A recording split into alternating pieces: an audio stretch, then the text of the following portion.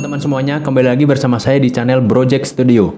Di video kali ini kita akan berbicara tentang bagaimana caranya membangun sebuah bisnis yang profitable, yang menguntungkan, yang untung besar, gitulah, dan lain-lain. Sebenarnya kategori bisnis itu ada banyak ya, namun di sini saya akan sederhanakan menjadi dua, yaitu berdasarkan metodenya. Ada bisnis offline, dan ada juga bisnis online. Apa bedanya? Kalau bisnis offline ya secara langsung kita offline biasa mungkin di pinggir jalan, di kios, di warung biasa seperti itu. Kalau online secara tidak langsung, misal pemasarannya melalui internet seperti itu online ya. E-commerce itu online. Kita belum berbicara mengenai produk ya. Produk itu nanti beda lagi. Ada produk fisik, ada produk digital, ada jasa dan lain-lain. Produk nanti selanjutnya kita obrolkan. Sebelum lanjut, kita harus tahu dulu bisnis itu apa sih? Jangan sampai kita mau berbisnis, tapi kita nggak tahu bisnis itu apa. Kan gawat, ngaco ya. Jadi bisnis adalah sebuah kegiatan yang bertujuan untuk mencari keuntungan. Keuntungan ya, kalau mencari kerugian itu bukan bisnis namanya. Ada nggak teman-teman di sini yang ingin berbisnis tapi tujuannya rugi? Nggak ada kan? Jadi bisnis itu adalah kegiatan yang bertujuan untuk mencari keuntungan. Sederhananya, simpelnya seperti itulah. Dengan cara apa? Ya itu tadi metodenya, dengan metode offline atau online seperti itu. Lalu pertanyaannya, bagaimana memulainya? Bagaimana menentukan sebuah bisnis yang cocok untuk saya, untuk kita, untuk teman-teman semuanya? Saya akan membaginya dalam 3 tahapan ya. Jadi 3 tahapan ini saling berkaitan seperti circle. Jadi tahap 1, tahap 2, tahap 3, nanti kembali lagi ke tahap 1. Lalu apa saja itu? Tahap pertama ada riset market, lalu modal usaha, lalu berkelanjutan. Jadi itu tahap pertama ya. Di tahap pertama ada riset market, modal usaha, dan berkelanjutan. Lalu di tahap kedua ada branding, marketing, dan sales. Lalu di tahap ketiga ada evaluasi dan inovasi. Ini akan membuat sebuah circle ya. Jadi dari tahap 1, tahap 2, tahap 3 nanti kembali lagi ke 1. Begitu aja terus. Seperti itu. Nanti akan kita bedah satu persatu. Pertama kita akan membahas soal riset market ya. Riset market atau riset pasar lah. Riset market itu maksudnya mencari tahu ya. Mencari tahu, entah itu mencari tahu produknya atau mencari tahu pasarnya. Jadi teman-teman riset dulu pasarnya. Calon konsumen teman-teman itu seperti apa. Atau misalkan gini, teman-teman udah punya produknya. Teman-teman riset, produk saya ini cocok untuk market yang seperti apa. Teman-teman belum punya produknya, teman-teman riset dulu marketnya. Saya ingin bermain di market anak-anak muda nih, yang cocok produknya apa ya? Anak-anak muda yang seperti apa? Maka akan saya tawarkan produk yang seperti ini. Kebanyakan orang-orang saat memulai bisnis itu mereka udah menentukan produknya dulu. Padahal sebenarnya yang bagus itu mereka harus riset marketnya dulu. Setelah itu baru teman-teman bisa menentukan produk apa yang cocok untuk market tersebut. Cuma bisa aja teman-teman udah punya produknya lalu mencari market, itu bisa. Cuman itu akan lebih sulit ya, tapi bisa. Kalau saran saya teman-teman coba riset marketnya dulu. Jadi lingkungan teman-teman kalau misalkan yang mau berjualan offline ya, jadi lingkungan di sekitar itu seperti apa marketnya. Daya belinya seperti apa, kesukaannya seperti apa. Misalkan mau jual makanan, di daerah tersebut itu orang-orang pada suka makanan seperti apa. Sukanya makan itu misalkan sambil nongkrong, sambil foto-foto, seperti itu. Jadi nanti selanjutnya teman-teman bisa mengkonsep gitu loh, mengkonsep produknya seperti apa, tempatnya seperti apa, dan lain-lain. Riset market ini sangat penting ya teman-teman.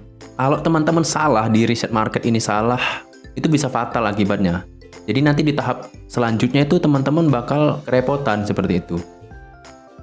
Kadang ada ya sudah riset market, ternyata pas jualan kok nggak laku, antusias masyarakat atau antusias konsumen itu kecil seperti itu. Mungkin ada yang salah dari riset kita ya kan. Jadi luangkan waktu teman-teman untuk riset market ya.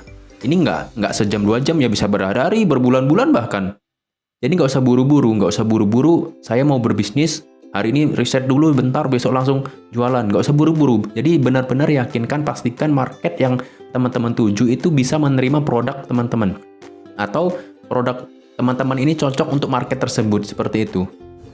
Lalu selanjutnya kita akan membahas modal usaha. Setelah tadi kita riset market, sudah ketemu marketnya, produknya seperti apa, marketnya seperti apa. Lalu kita lihat modal usaha. Modal usaha kita seperti apa? Modal kita besarkah, kecilkah? Itu relatif ya. Kalau modal teman-teman itu kecil, coba teman-teman cari partner atau gimana caranya supaya mendapatkan tambahan modal. Jika teman-teman merasa modal yang diperlukan untuk membangun sebuah bisnis tersebut terlalu besar, teman-teman bisa mencari partner misalkan. Itulah gunanya kemarin saya menjelaskan video tentang networking ya. Yang belum nonton videonya coba kalian lihat videonya tentang networking. Itulah gunanya. Jadi di saat kalian membuka bisnis, usaha, ternyata modal saya kurang. Gimana ya solusinya? Mungkin teman-teman mengajak rekan teman-teman untuk berbisnis bersama. Jadi kan lebih ringan ya kan, seperti itu. Itu salah satu solusinya. Kalau modal teman-teman sudah rasa cukup, ya oke lah gitu. Selanjutnya, riset market sudah, modal usaha sudah, lalu berkelanjutan. Yang ketiga, berkelanjutan. Apa sih maksudnya berkelanjutan itu? Pastikan bisnis teman-teman itu nggak musiman ya. Nggak musiman dalam artian hanya sebulan, 2 bulan tutup.